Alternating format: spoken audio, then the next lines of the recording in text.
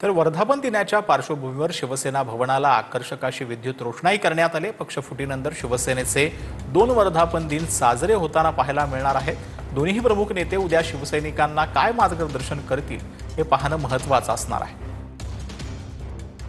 शिवसेना पक्षाचा उद्या 59वा वर्धापन दिवस पार पडणार आहे आणि याच पार्श्वभूमीवरती आज पूर्व संध्येला जर आपण पाहिलं तर शिवसेना भवनला विद्युत रोषणाई जारी करण्यात आली आहे। आपण सध्या शिवाजी पार्कच्या याच सेना भवनच्या चौकात उभे आहोत। आपण इथे पाहू शकता कशा पद्धतीने संपूर्ण शिवसेना भवनला भगव्या रंगाची विद्युत आकर्षित अशी रोषणाई जी आहे ते केलेली आपल्याला पाहायला मिळत आहे। खरं तर शिवसेना पक्षाच्या 2 फुटीनंतर खरं तर 2 शिवसेनेचे वर्धापन दिवस हे साजरे होत असतात। मात्र उद्या सुद्धा अशाच पद्धतीने 2 वर्धापन दिवस शिवसेनेचे हे पार पडणार आहे आणि याच पार्श्वभूमीवरती आज शिवसेना भवनला विद्युत रोषणाई जी आहे ते करण्यात आली आहे।